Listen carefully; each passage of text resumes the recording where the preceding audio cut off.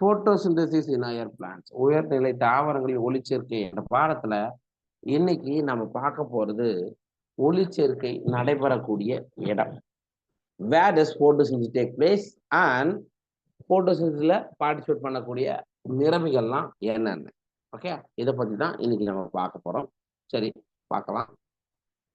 You would have, of course, answer in the green leaf or in the chloroplast. அதாவது ஒரு கேள்வி கேட்கிறோம், எந்த இடத்துல ஒளிச்சேர்க்கை நடக்குது அப்படின்னு கேட்டா எங்க நடக்குது நீங்க பதில் சொல்லுவீங்க? எங்க நடக்குது?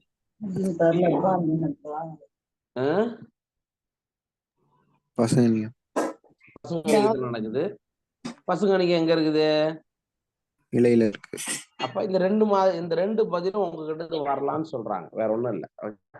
ஒண்ணு கிரீன் லீஃப், பசுமை நிறைந்த இலைகள், அதுல இருக்கக்கூடிய பசுங்கணிகத்துலதான் ஒளிச்சேர்க்கை நடைபெறுகிறது அப்படின்றத ஞாபகம் வச்சுக்கோங்க. ஓகே, தாவரத்தின் பசுமையான பகுதிகளில் ஒளிச்சேர்க்கை நடைபெறுகிறது. அதிலும் குறிப்பா முக்கியமா பசுங்கணிகத்தில் தான் நடைபெறுகிறது அப்படின்றத சொல்றாங்க. Based on what you earlier read in chapter 8, you are definitely right. அப்ப நீங்க சொன்னது கரெக்ட். ஒளிச்சேர்க்கை என்பது பசுங்கணிகத்தில் தான் நடக்குது. அந்த பசுங்கணிகம் எங்க இருக்குது? பெரும்பாலானவை இலைகள்ல இருக்குது அப்படின்ட்டு சொல்றாங்க. ஓகேவா?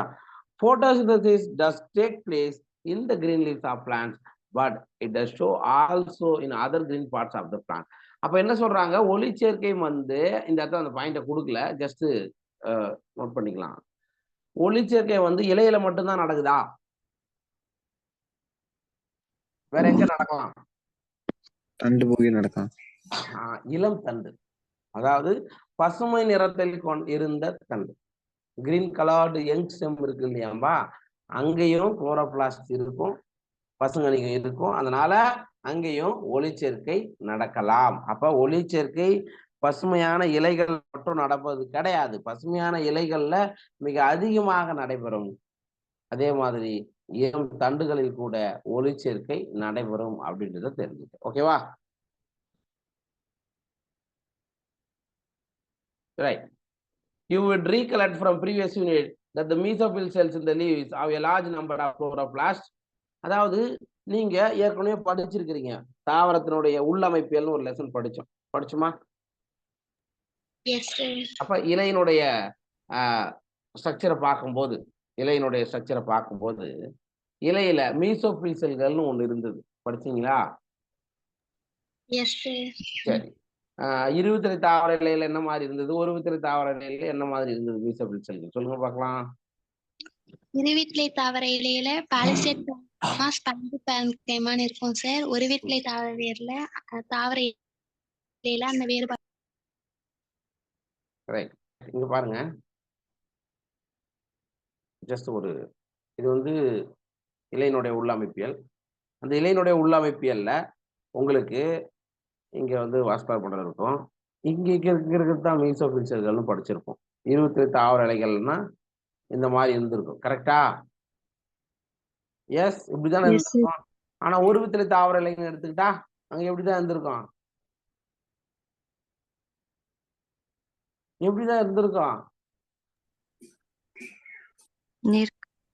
அதுல இருக்க ஸ்பாஞ்சி பாருங்க.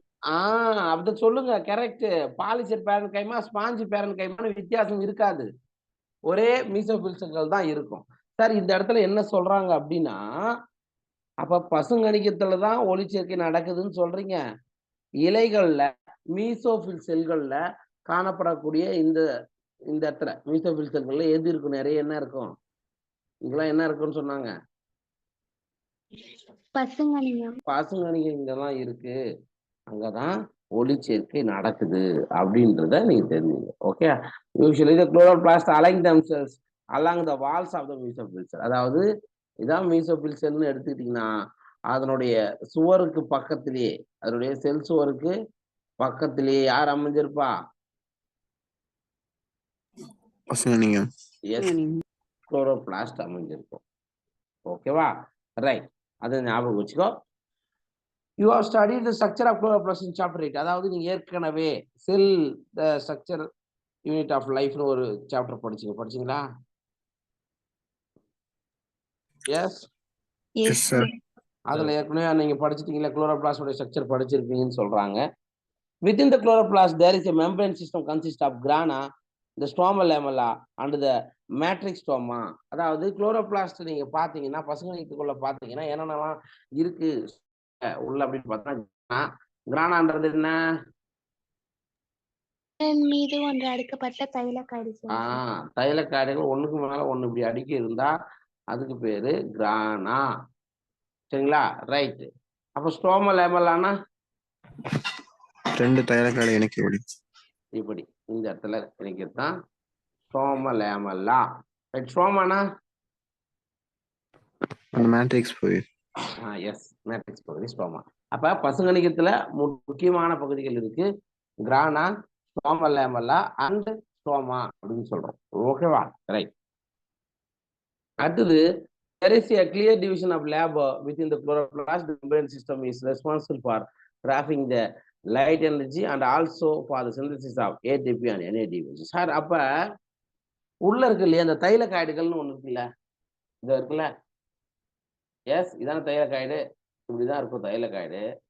இந்த தைலக்காய்டு சவ்வு என்ன பண்ணுது, எதுக்காக ரெஸ்பான்சிபிள் அப்படின்னா, சூரியன்கிட்ட இருந்து வரக்கூடிய ஒளி ஆற்றலை பெற்று, சரிங்களா, அதுல இருந்து ஏடிபி மற்றும் NADPH2 உற்பத்தி செய்கிறதுன்னு சொல்லலாம்.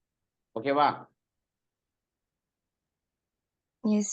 புரியுதா இல்லையா? இப்ப ஞாபகம் வச்சுக்கோ. அப்ப ஒளி ஆற்றல் அந்த உள்ள இருக்கக்கூடிய தைலக்காய்டுகள்ல தைலக்காய்டு மீது பட்டு அந்த ஒளி ஆற்றலை பயன்படுத்தி அவைகள் எதை தயாரிக்குது? ஏடிபி மற்றும் NADPH2 தயாரிக்குது. ஓகேவா? இது ஞாபகம் வச்சுக்கோ. அதுக்கு முன்னாடி இந்த படத்தை பாரு. இப்ப நான் சொன்னது இதுல உங்களுக்கு புரியும் சார். ஒவ்வொன்றுத்துக்கு பேரும் தைலக்காய்டுன்னு படிப்பீங்க. ஒவ்வொன்றும் தைலக்காய்டு.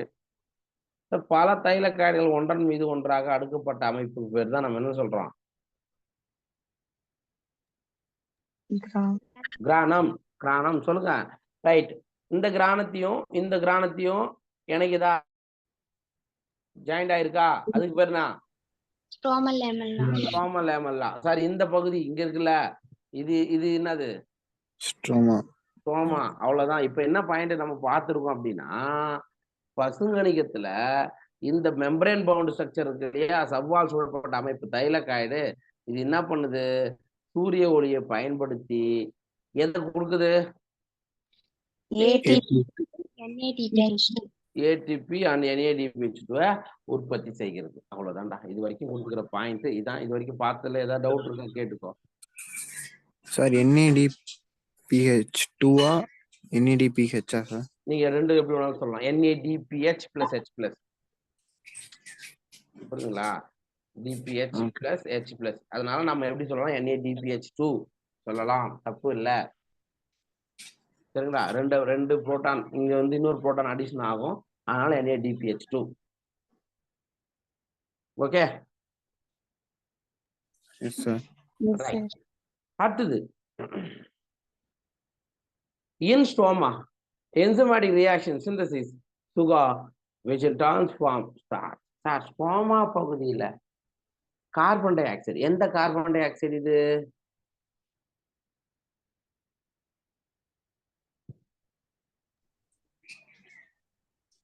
எந்த கார்பன் டை ஆக்சைடுப்பா? எப்பா, ஒளிச்சேர்க்கின் போது தாவரங்கள் கார்பன் டை ஆக்சைடை பயன்படுத்துகின்றன, எடுத்துக்கொள்கின்றன படிக்கிறீங்கல்ல,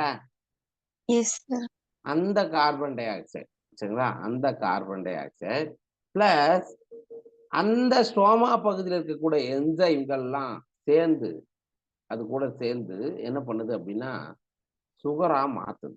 அதாவது கார்போஹைட்ரேட் அல்லது ஸ்டார்ச்சாக மாத்துகிறது. சார், இந்த நிகழ்வை நீங்க என்ன சொல்லுவீங்க அப்படின்னா இருள் வினை அப்படின்னு சொல்லுவோம்.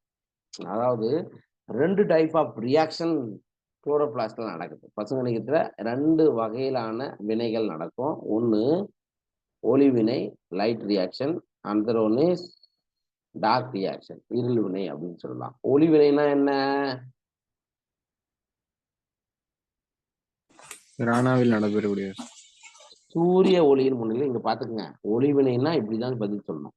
In the presence of sunlight, okay, it prepare ATP and NADPH. சூரிய ஒளியின் முன்னிலையில் ஏடிபி மற்றும் NADPH2 தயாரிக்கக்கூடிய செயல்முறைக்கு பேர் தான் என்னது? ஒளிவினை. ஒளிவினை. ஒளிவினை எங்க நடக்கு? கிரகணத்துல நடக்குது அல்லது தைல காயில நடக்குது. புரிஞ்சுதுங்களா? எல்லாருக்கும் புரிஞ்சுதுங்களா? ஓகே. அப்போ ஒளிவினையில சூரிய ஒளியின் முன்னிலையில கார்பன் டை ஆக்சைடு கிடையாது, ஏடிபி மற்றும் NADPH2 உருவாக்கக்கூடிய செயல்முறைக்கு பேர் தான் ஒளிவினைன்னு சொல்றோம். ரைட். அடுத்தது டார்க் ரியாக்ஷன். அப்ப நமக்கு ஒளிவினையில என்ன கிடைக்குது?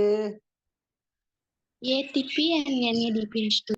ரைட். ஒளிவினையில் கிடைத்த ஏடிபி and NADPH2 பயன்படுத்தி கார்பன் டை ஆக்சைடு ஆனது கார்போஹைட்ரேட்டாக மாறக்கூடிய செயல்முறைக்கு பேர் தான் டார்க் ரியாக்ஷன் சொல்லுவாங்க. புரியுதுங்களா இல்லையா? Yes sir. அப்ப இருள் வினைக்கு ஒளிவினை அவசியமா அவசியம் இல்லையா? அவசியம். இருள் வினைக்கு ஒளி அவசியமா அவசியம் இல்லையா? அவசியம் இல்ல சார். ஒளி அவசியம் கிடையாது. ஆனா ஒளிவினையில் கிடைத்த ஏடிபி NADPH2 அவசியம். இப்ப புரியுதா? Yes sir. ஞாபகம் வச்சுக்கங்க. Right.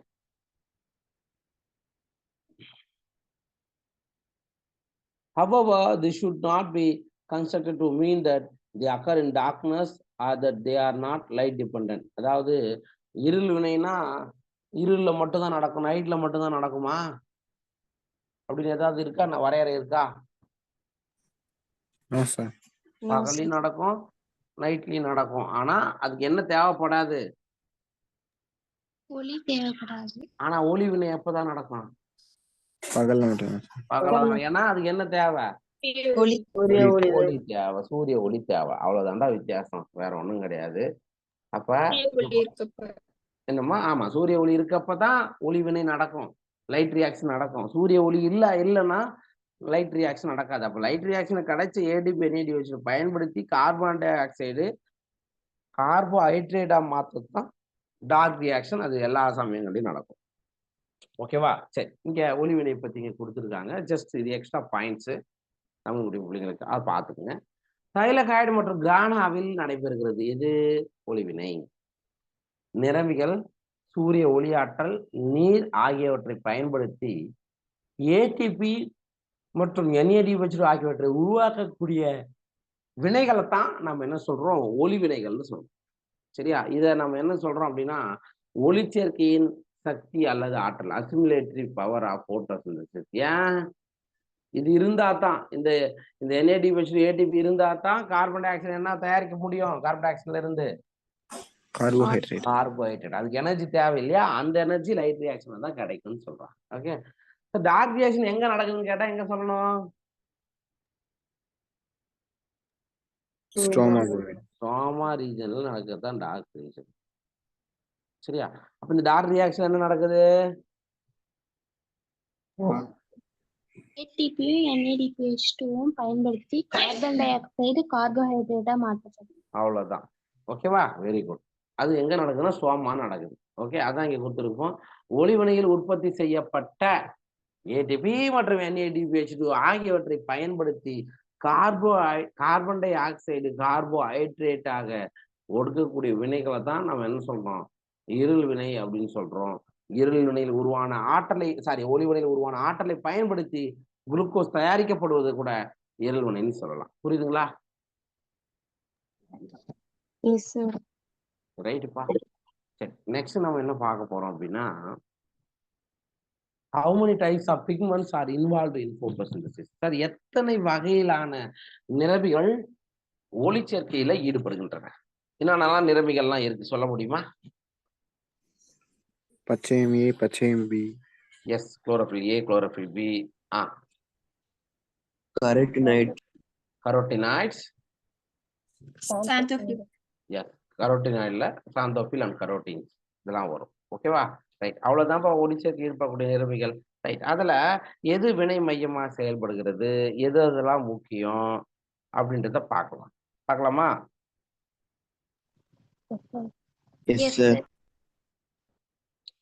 Looking at plants, have you ever wondered why and how there are so many shades of green in their leaves, even in the same plant? அதாவது என்ன சொல்றாங்க அப்படின்னா, ஜென்ரலான பாயிண்ட், ஒரு பசுமையான தாவரங்களை நீங்க பாக்குறீங்க, பார்க்கும்போது ஆச்சரியப்படுறீங்க, என்னடா அது ஒரே தாவரத்துல வெவ்வேறு இலைகள் இருக்கு, அந்த வெவ்வேறு இலைகள்லயும் நிறைய ஷேடு ஒரே கலரா இருக்கா, பச்சை கலராவே இருக்கா? No, sir. வேற என்னென்னலாம் இருக்கும்? இப்ப அந்த குரோட்டன்ஸ்னு ஒரு செடி சொல்லுவோம், பாத்துக்கிறீங்களா? குரோட்டன்ஸ் கலர் கலரா இருக்கும், லீஃப் கூட மொசைக் மாதிரி இருக்கும், பாத்துருக்கீங்களா? இப்ப யாரும் பார்த்தது இல்லையேன்றீங்க. இலை கலர் கலரா இருக்கும், பாத்துக்கிறீங்களா இல்லையான்னு கேட்டேன். இல்லையா? ரைட். Yes, sir. இதுக்கப்புறம் போய் பாருங்க. இல்லைன்னா சாதாரண ஒரு மரத்துல பார்க்கும்போது இலை வந்து முதிர்ச்சி அடைந்த இலை எல்லோ கலர் இருக்கும், பாத்துக்கிறீங்களா? அதையாவது பாத்துக்கிறீங்களா? Yes, sir. Yes, sir. ஏன்டா டிஃப்ரெண்ட் கலரா இருக்கு அப்படின்னா, அதுல இருக்கக்கூடிய நிறமிகளை சார்ந்தது அப்படின்றது தான் அதுக்கான அர்த்தம். ஓகேவா? ரைட்.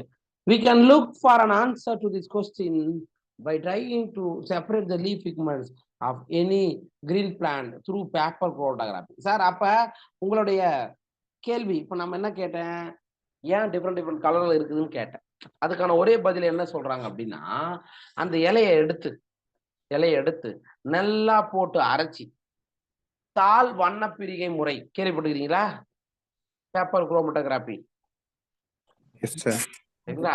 அதை பயன்படுத்தி நீங்க பாத்தீங்கன்னா வெவ்வேறு வகையான நிறமிகள் இருப்பதை நீங்கள் உங்களால அறிய முடியும்னு சொல்றாங்க. சரிங்களா? Right. A chromatographic separation of the leaf pigments shows that the color that we see in leaves is not due to a single pigment but due to 4 pigments. அப்ப அந்த மாதிரி இலைய நல்லா அரைச்சி, அந்த படம் கூட இருக்கும், இந்த படத்தை பாருங்களேன், இது பார்த்துட்டு அப்புறமா அதை பத்தி நம்ம எக்ஸ்பிளைன் பண்ணலாம். சரி, இதுதான் வந்து தாள் வண்ணப்பிரிகை முறை. சரிங்களா? தாள் வண்ணப்பிரிகை முறை அப்படின்னு சொல்லுவாங்க. அப்படின்னா என்ன சார்? இப்போ நீங்க இலைய போட்டு நல்லா அரைச்சிங்கல்ல, நல்லா அரைச்சி, அதாவது நம்ம இந்த மார்டர் அண்ட் பெஸ்டில் கேள்விப்பட்டுக்கிறோமா பயோமாலிகுல்ஸ் படிக்கும் போது? அதுல என்ன போட்டு அரைப்பீங்க?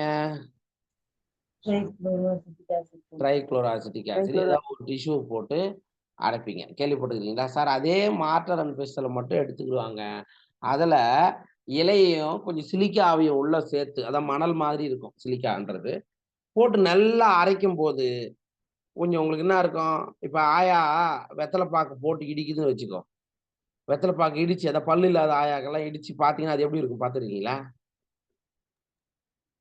Red color. ரெட் கலரா மாறும், அதுல இருந்து பிக்மெண்ட் எல்லாம் வெளியே வரது நீங்க பாக்கலாம்ல சார். அந்த பிக்மெண்ட் எடுத்து ஒரே ஒரு டிராப் என்ன பண்றாங்க, இது வந்து குரோமோட்டோகிராபி பேப்பர்னு சொல்லுவாங்க, அதாவது சாயத்தை அப்சர்வ் பண்ணக்கூடிய ஒரு தாள். Okay, right.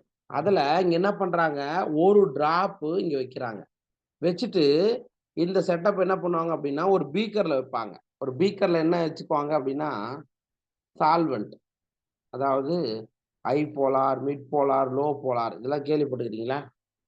போலாரிட்டி கெமிஸ்ட்ரியில கேள்விப்பட்டிருக்கலாம்னு நினைக்கிறேன். போலாரிட்டி கேள்விப்பட்டதுல இப்ப ஃபார் எக்ஸாம்பிள் இது இருக்குல்ல, பெட்ரோல் இருக்குல்ல, பெட்ரோல். Yes, sir. பெட்ரோல தண்ணியில ஊத்துனா என்ன ஆகும்? மிதக்கும் sir. மிதக்கும். பெட்ரோலும் தண்ணியும் மிங்கில் ஆகுமா? No, sir. அதுக்கு பேர் நான் போலார் ராஜா. அதுக்கு பேர் என்ன சொல்லுவோம்? நான் போலார், துருவத்தன்மை அற்றதுன்னு சொல்லுவோம். சரிங்களா? ரைட். இதுவே மெத்தனால் ஆர் எத்தனால் தண்ணியில கலந்தீங்கன்னா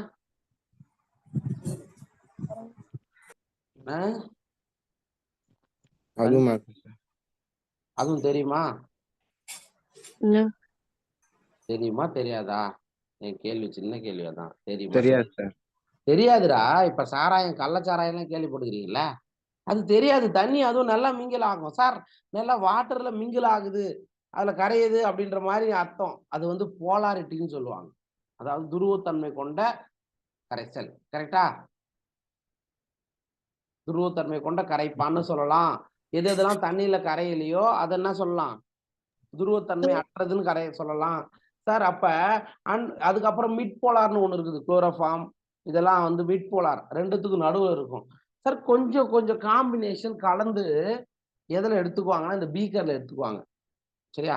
அந்த பீக்கர்ல எடுத்துக்கிட்டு அதுல இந்த தாள் வண்ண பிரிக்க முடிய பேப்பர் இருக்கு இல்லையா, அந்த பேப்பரை வச்சீங்கன்னா கொஞ்ச நேரம் பொறுத்து இந்த சால்வெண்ட் இது வழியா மேல அப்சார்ப் பண்ணி மேல போகுமா? போகுமா? உறிஞ்சும்ல? போகுமா போகாதா? Yes sir. அப்படி போகும்போது உங்களுக்கு டிஃப்ரெண்ட் கலர் இதுல தெரியும் சார். இது எதை சொல்லுது அப்படின்னா, இலைகள்ல ஒளிச்சேர்க்கை நிறமிகள் இருப்பதை இது காட்டுது. மைக்க மியூட்ல போடு குணா. ரைட். அப்ப இங்க பாருங்க, இந்த மாதிரி கலர்னா ஓகே, இது வந்து குளோரோஃபில் பி சார். இது குளோரோஃபில் ஏ அண்ட் எல்லோவிஷ் கலரா கலந்த மாதிரி இருந்தா சாந்தோஃபில். இந்த கேரட் கலர்ல இருந்தா கரோட்டின், அதாவது ஆரஞ்சு கலர்ல இருந்தா கரோட்டின் அப்படின்னு நம்ம தெரிஞ்சுக்கலாம். புரியுதுங்களா? அப்ப நிறமிகள் என்னென்ன நிறமிகள் அப்படின்றத ஈஸியா தெரிஞ்சுக்கணும் அப்படின்னா நம்ம பயன்படுத்தக்கூடிய முறைக்கு பேர் தான் என்னது, பேப்பர் குரோமோட்டோகிராபி அப்படின்னு சொல்லுவாங்க. ஓகேவா? இப்ப புரிஞ்சுச்சா? சரிப்பா, இப்ப இந்த பாயிண்ட பாரு. அப்ப இப்படி நீங்க பார்க்கும்போது chlorophyll A bright are blue green in colour. அதாவது குரோமோட்டோகிராம்ல பார்க்கும்போது இந்த இடத்துல குளோரோஃபில் ஏ தானே நம்ம இப்ப பார்த்தோம். அது வந்து எப்படி இருக்கு, பிரைட் கிரீன் கலர்ல இருக்கும். சரிங்களா? ரைட். அல்லது நீல பச்சை நிறத்துல இருக்கும். குளோரோஃபில் பி வந்து பசுமை கலந்த மஞ்சள் நிறத்தில், எல்லோ கிரீன் இன் கலர். இது வந்து பொறுத்துக்களை கேட்கலாம், மேட்ச் தி ஃபாலோயிங்ல பார்த்துக்கோ. அண்ட் சாந்தோஃபில் எந்த கலர்ல இருக்கும், எல்லோ கலர்ல இருக்கும். அண்ட் கரோட்டினாய்டு என்ன கலர்ல இருக்கும், மஞ்சள். ஆமா, மஞ்சள் கலந்த ஆரஞ்சு அல்லது ஆரஞ்சு கலர்ல இருக்கு. ஓகேவா? இதுதான்ப்பா, இது வந்து குவாலிட்டேட்டிவ் அனாலிசிஸ் அப்படின்னு சொல்லுவாங்க. இருக்குதா இல்லையா அப்படின்றத நம்ம தெரிஞ்சுக்கலாம் இது மூலியமா. அப்ப நம்ம இது வரைக்கும் நம்ம என்ன பார்த்திருக்கோம் சார், பிக்மெண்ட்ஸ்னு ஒண்ணு இருக்கு, நிறமிகள்னு ஒண்ணு இலையில இருக்கு. அப்ப அந்த இலையில இருந்து அரைச்சி நீங்க இது மாதிரி குரோமோட்டோகிராபி பண்ணி பார்த்தீங்கன்னா உங்களுக்கு அதுல இருக்கக்கூடிய பிக்மெண்ட் நமக்கு தெரிய வரும்னு சொல்றாங்க. Okay, right. அடுத்தது let us now see what roles various pigments play in photosynthesis. ஆமா சார், இந்த வெவ்வேறு விதமான நிறமிகள்லாம் இருக்குன்னு சொல்லிட்டீங்க. போட்டோசிந்தசிஸ்ல என்ன மாதிரியான வேலையை செய்யுது அப்படின்றத நாம பார்க்கலாம் அப்படின்றாங்க. Pigments are substances that have an ability to absorb light. அதாவது நிறமிகள் அப்படின்றவை குறிப்பிட்ட அலைநீளத்துல லைட்டை உறிஞ்சக்கூடிய தன்மை கொண்டவை, வேவ்லென்த்ல உறிஞ்சக்கூடிய தன்மை கொண்டவை. ஓகேவா? Let us study the graph showing the ability of chlorophyll A pigment to absorb light of different wavelength. அதாவது ஒரு படம் இங்க கொடுத்துருக்காங்க, வெவ்வேறு விதமான அலைநீளத்தில் டிஃப்ரெண்ட் வேவ்லென்த்ல குளோரோஃபில் ஏ வந்து லைட்டை அப்சார்ப் பண்ணக்கூடிய கெப்பாசிட்டி இருக்குன்னு சொல்றாங்க. ஓகே, இப்ப இந்த படத்தை பாருங்க, ரொம்ப முக்கியமான படம். இந்த இமேஜ் புரிஞ்சாதான் இந்த இப்ப பாக்குற டாபிக்கே நமக்கு புரியும். ஓகேவா? சரி, ஜஸ்ட் ஒவ்வொரு படமா நம்ம பார்க்கலாம். முதல்ல இந்த இடத்துல மட்டும், அதாவது சூரிய ஒளியிலிருந்து நிறமாலை வெளியே வருமா? அதுல கண்ணூறு நிறமாலை அப்படின்னு ஒண்ணு படிச்சிருப்பீங்க, விசிபிள் ஸ்பெக்ட்ரம். எதுல இருந்து எது வரைக்கும் தெரியுமா சொல்லுங்க? 400 நானோமீட்டர் டு 700 நானோமீட்டர், மறக்காத. சரிங்களா சார்? இந்த வேவ் லென்த்ல தான் ஒளிச்சேர்க்கையானது திறம்பட நடக்கும். Okay, right. அப்ப இதை மட்டும் நீங்க ஞாபகம் வச்சுக்கோங்க. இந்த இடத்துல அதெல்லாம் இருக்கு அப்படின்றது நான் ஃபர்ஸ்ட் படத்துக்கு வா. பச்சையம் ஃபர்ஸ்ட் படம் ஏ. பச்சையம் ஏபி மற்றும் கரோட்டின் நாடுகளின் உட்கவர் நிறமாலை, அதாவது graph showing the absorption spectrum of chlorophyll A, B and carotenoid. இந்த இடத்துல பார்த்துக்கோ. அப்ப உங்களுக்கு இந்த இடத்துல 400 நானோமீட்டர் இருக்குன்னு அர்த்தம். அண்ட் இது 500 அண்ட் இது 600 அண்ட் இது 700. ஓகேவா? அப்ப இந்த 400 நானோமீட்டர்ல பார்க்கும்போது உங்களுக்கு இந்த கலர் கொடுத்துக்கிறது யாரு? Chlorophyll B. ஓகே, இந்த டார்க் கிரீன் இருக்கிறது, சாரி, இது வந்து குளோரோஃபில் ஏ. சரியா, இது வந்து குளோரோஃபில் ஏ. டார்க் கிரீன் இருக்கிறது என்ன கலரு, என்ன பிக்மெண்ட்? Chlorophyll B. எல்லோ கலர்ன்றது கரோட்டினாய்டு. சரிங்களா? அப்ப இந்த இடத்துல மேபி 420 430 நானோமீட்டர்ல பாத்தீங்கன்னா குளோரோஃபில் ஏ அதிகமா இருக்கிற மாதிரி இருக்கும். 460 4700ல பார்த்தோன்னா எது அதிகமா இருக்குது? குளோரோஃபில் பி அதிகமா இருக்குது. அண்ட் அண்ட் உங்களுடைய கரோட்டினாய்டோட பிக்மெண்டோட இது பார்த்தீங்கன்னா கொஞ்சம் இப்படி இருக்கு. புரியுதுங்களா இந்த படம்? சார் அதுக்கு அடுத்தது இங்க பாருங்களேன். இந்த 700 நானோமீட்டர்ல மறுபடியும் பீக் வருதா? எஸ். எப்பா இப்ப வந்து நீங்க வந்து எங்கல்மேனுடைய எக்ஸ்பெரிமெண்ட் என்ன செஞ்சாரு?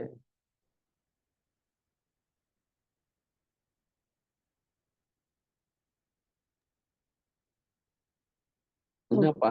முப்பொழுது ஒளிக்கச்சு செலுத்தும் போது அந்த பச்சை நீல நிறத்துல சிவப்பு நிறத்துல வந்து அதிகமா அந்த பாக்டீரியா போய் என்னென்ன கலர்மா? கரெக்ட். நீலம் மட்டும் சிவப்பு. அவ்வளவுதான்டா ராஜா. அப்ப உங்களுக்கு இங்க புரியணும். 400 to 500 நானோமீட்டர் அங்க என்ன கலர் இருக்கும்? Light blue to red. Blue blue blue. சரியா? இந்த இடத்துல தான் ரெட் இருக்கும். கரெக்டா? சார் அந்த இடத்துல தான் சார் ஒளிச்சேர்க்கை திறம்பட நடக்கும். அதனாலதான் பீக் உங்களுக்கு அங்க கிடைக்குதுன்னு அர்த்தம். இப்ப புரியுதா அந்த ஃபர்ஸ்ட் படம்? Yes, sir. சரிப்பா. அடுத்தது பாருங்க. Graph showing action spectrum of photosynthesis. Sir photosynthesis எப்படி நடக்குது அப்படின்றத இந்த ரெண்டாவது படம் உங்களுக்கு குறிக்குது. அப்ப உங்களுக்கு இந்த நானோமீட்டர் 450 500 இந்த நானோமீட்டர்ல ஒளிச்சேர்க்கை நல்லா திறம்பட நடக்குது. அப்புறம் கொஞ்சம் குறையுது. மறுபடியும் 700 நானோமீட்டர் வரும்போது ஒளிச்சேர்க்கை வீதம் வேகமா நடக்குது. ஓகேவா? புரியுதா இல்லையா? ரெண்டாவது படம். Yes, sir. ரெண்டாவது படம்பா. மூணாவது graph showing action spectrum of photosynthesis superimposed on absorption spectrum of chlorophyll. இந்த இடத்துல குளோரோஃபில் ஏ உடைய இதுவும் இந்த ஒளிச்சேர்க்கை வீதம் நடக்குது இல்லையா, ரெண்டுத்தையும் கம்பேர் பண்ணி கொடுத்துருக்காங்க. அப்ப பாருங்க, இது ஏற்கனவே நமக்கு தெரியும், மேலேயே பார்த்துட்டோம். இது வந்து குளோரோஃபில் ஏ, பச்சையம் ஏ உடைய ஸ்பெக்ட்ரம். அண்ட் இது வந்து போட்டோசிந்தசிஸ் உடைய ஸ்பெக்ட்ரம். அப்ப இந்த இடத்துல அதிகமா இருக்கு, அதே மாதிரி இந்த இடத்துல அதிகமா இருக்கு. அப்ப 400 450 அந்த சம்திங், அதே மாதிரி 700 சம்திங்ல தான் ஒளிச்சேர்க்கையினுடைய வீதம் அதிகமாக இருக்கிறது அப்படின்றத கண்டுபிடிக்கிறாங்க. ஓகேவா? புரியுதா?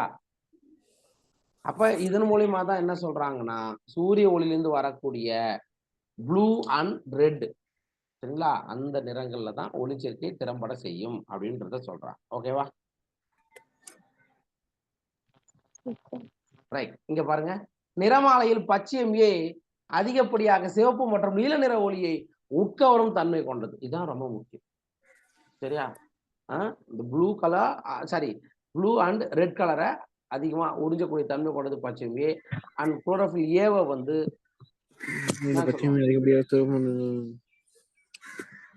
விஷ்ணு மைக்ரோமீட்டர்ல போடுப்பா. ரைட். அப்போ குளோரோஃபில் ஏவை நம்ம என்னன்னு சொல்றோம்?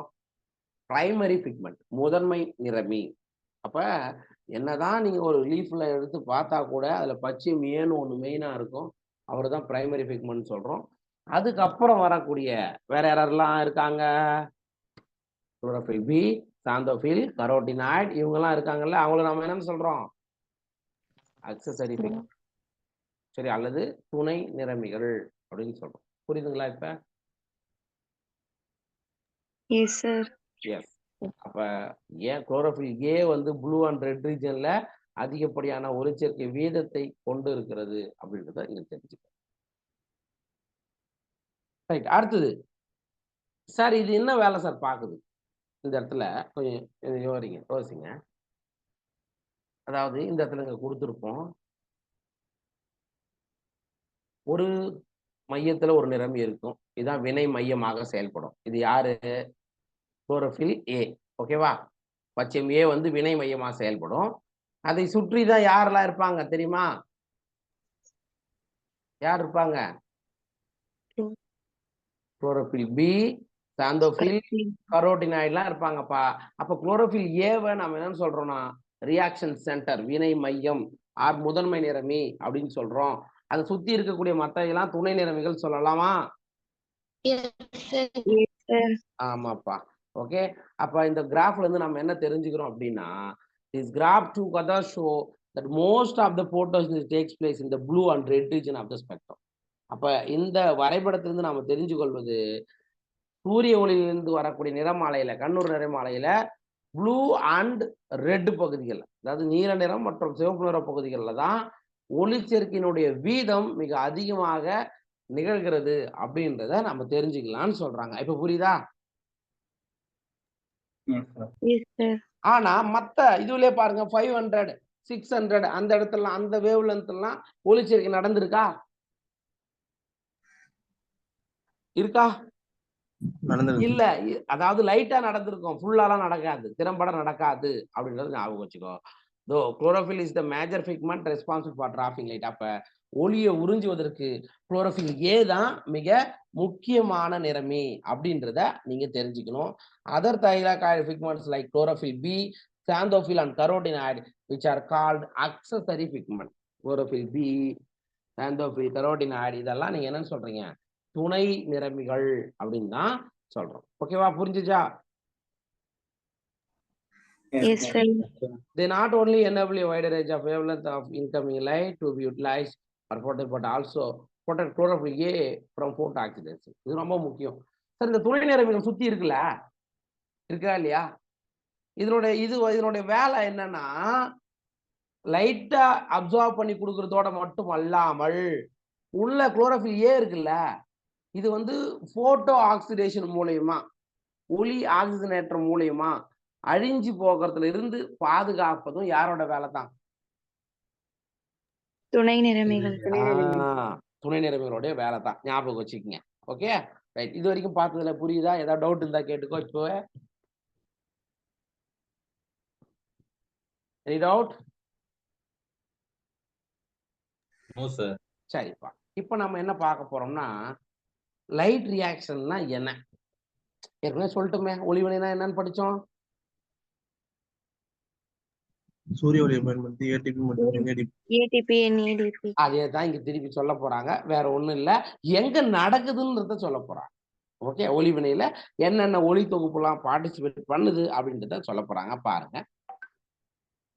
Light reaction the photochemical phase include light absorption, water splitting, oxygen release and the formation of high energy chemical intermediates ATP and NADPH2. அதாவது ஒளி வினையை நீங்க வேற மாதிரி கூட சொல்லலாம். அது என்ன சொல்லலாம்னா போட்டோ கெமிக்கல்னு கூட சொல்லலாம், ஒளி வேதி வினை அப்படின்னு கூட நீங்க சொல்லலாம்ப்பா, போட்டோ கெமிக்கல்னு சொல்லலாம்.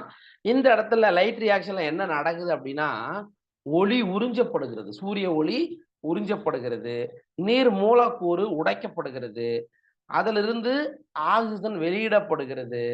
ஓகேவா? அதுக்கப்புறம் அதிகமான எனர்ஜி கொண்ட காம்பவுண்டான ஏடிபி மற்றும் NADPH2 தோற்றுவிக்கப்படுகிறது. புரியுதுங்களா?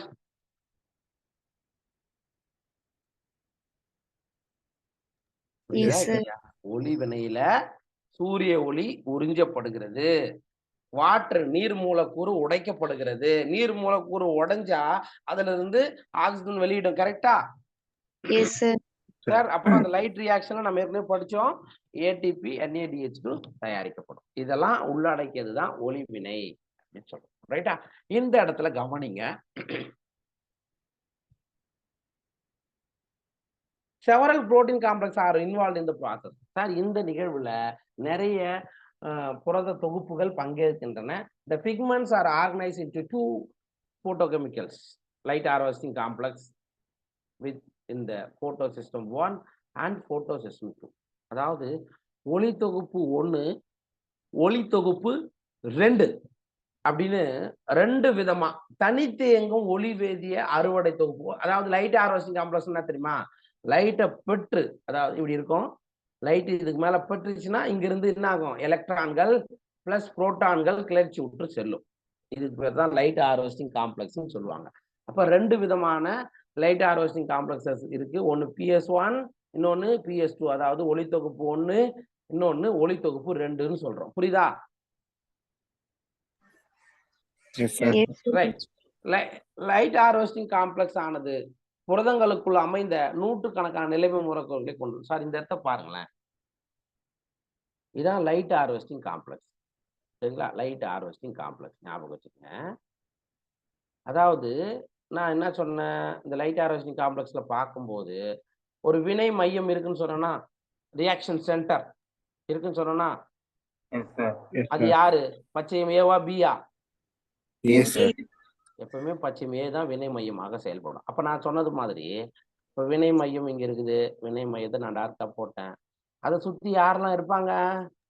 துணை நிறமிகள். நிறமிகள். Yes, very good. அப்ப என்ன ஆகுது, சூரியன் கிட்ட இருந்து அந்த ஒளி துகள் இங்க படுது. சூரிய ஒளி இங்க படும்போது, அதாவது துணை நிறமிகளை தான் படும், டைரக்டா பச்சையம் ஏக்கு போகாது. அப்ப அங்க இருந்து ஃபார் எக்ஸாம்பிள் இது சாந்த பிலால் கரோடின் இடம் வச்சுக்கோ, அங்க இருந்து இங்க போகும், அங்க இருந்து இங்க போகும், அங்க இருந்து லைட் இங்க போகும், அங்க இருந்து இங்க போகலாம். ஃபைனலா தான் எங்க போகுது? பச்சையம் ஏ. அப்ப நேரடியா பச்சையம் ஏவை பாதுகாப்பது யாருன்னு சொல்லலாம்? துணை நிறமிகள். போட்டோ ஆக்சிடேஷன் பாதுகாக்கன்னு படிச்சீங்க சார். இந்த அமைப்புக்கு பேரு தான் என்னன்னு சொல்றாங்க? Light harvesting complex. அப்ப இந்த வினை மையமா PS1 இருக்கா, PS2 இருக்கா அப்படின்றது தான் நம்ம அடுத்தடுத்து பார்க்கணும். ஓகேவா? சரி, இங்க பாருங்க. ஒவ்வொரு ஒளி தொகுப்பும் அனைத்து நிரப்புகளையும் கொண்டு ஒரு மூலக்கூறு பச்சையம் ஏவை தவிர, இந்த இடத்துல தான் நீங்க ஞாபகம் வச்சுக்கணும். அப்போ ஒரு லைட் ஹார்வெஸ்டிங் காம்ப்ளெக்ஸ் எடுத்து பார்த்தீங்கன்னா ஒரே ஒரு குளோரோஃபில் ஏ தான் இருக்கும். மீதிலாம் என்னது? குளோரோஃபில் இருக்கும். அந்த ஸ்ட்ரக்சர் பேர் நாம என்ன சொல்லுவோம்னா ஆண்டனான்னு சொல்றோம். இப்ப அந்த காலத்துல, பழைய காலத்துல, இப்ப நம்ம என்ன பண்றோம், வீட்டுக்கு டிவி கனெக்ஷன் எப்படி எடுத்து வச்சிருக்கோம்? கேபிள் மூலமா, டிஷ் மூலமா. டிஷ் கேபிள் மூலமா வருது. இப்பதான் டைரக்ட் டு ஹோம் வந்து இல்ல, டிடிஹெச் வந்தா. Yes sir. சார் அந்த டிடிஹெச்சுக்கு மேல அந்த கொடை மாதிரி வச்சுக்கிறோமே, அதைத்தானே நீங்க ஆண்டனான்னு சொல்லுவீங்க? Yes sir. அப்ப நம்மளுடைய இதுல இருந்து சேட்டலைட் மூலியமா அந்த வேவ் லென்த் அது உறிஞ்சி கொடுக்குதா இல்லையா? கொடுக்குது சார். சார் அதே மாதிரி தாங்க இங்க ஆண்டனா அப்படின்றது அதான். சரிங்களா? ஆண்டனா அப்படின்றது என்னதான், இந்த மாதிரி சுத்தி இருக்கிறதெல்லாம் என்ன பண்ணுவோம், லைட்டை அப்சார்ப் பண்ணி ரியாக்ஷன் சென்டருக்கு அனுப்பும். ஓகேவா? இப்ப புரிஞ்சுச்சா? Yes sir. இங்க பாருங்கப்பா, இதுதான் ஒளி அறுவடை தொகுப்பு, லைட் ஹார்வெஸ்டிங் காம்ப்ளெக்ஸ். எங்க குளோரோபிளாஸ்ட் இருக்கக்கூடிய. ஓகேவா? ரைட். இது ஒரு பச்சையம் ஏ மூலக்கூறானது வினை மையத்தை தோற்றுவிக்கிறது. நான் ஏற்கனவே சொல்லிட்டேன். Chlorophyll A, single chlorophyll A molecule forms the reaction centre, வினை மையம். ஓகேவா? ரைட். அடுத்தது இந்த ரியாக்ஷன்ஸ் இந்த இடத்துல பார்த்துக்கோ. Reaction centre is different in both the photo system. PS1 the reaction center chlorophyll A has an absorption peak 700, hence is called P700, while PS2 P680. அதாவது ரெண்டு ஒளி தொகுப்பு இருக்கும். PS1 PS2ன்னு பிரிக்கலாம். லைட் ஹார்வெஸ்டிங் காம்ப்ளெக்ஸை ரெண்டு இதுவா பிரிக்கலாம். PS1ல வினை மையமா திகழ்வது பச்சையம் ஏ. பச்சையம் ஏவின் உள்ளிருப்பின் உச்சநிலை, அதாவது அப்சார்ப்ஷன் பீக் எவ்வளோனா 700 நானோமீட்டர். உச்சநிலை இவ்வளோ வரைக்கும் அதை அப்சார்ப் பண்ணும். எனவே PS1 நீங்க என்னன்னு சொல்லலாம்? P700 சொல்லலாமா? Yes sir. அதாவது ஒளி தொகுப்பு 1உடைய மேக்சிமம் அப்சார்ப்ஷன் பீக்கு 700 நானோமீட்டர் என்பதனால அதை நீங்க என்னன்னு சொல்லலாம்னா P700 சொல்லலாம். ரைட்டா? அதே மாதிரி PS2ன்னு இன்னொரு லைட் ஹார்வெஸ்டிங் காம்ப்ளெக்ஸ் இருக்குப்பா. ஓகே, அதனுடைய உச்சநிலை எவ்வளோ, அப்சார்ப்ஷன் பீக் எவ்வளோ?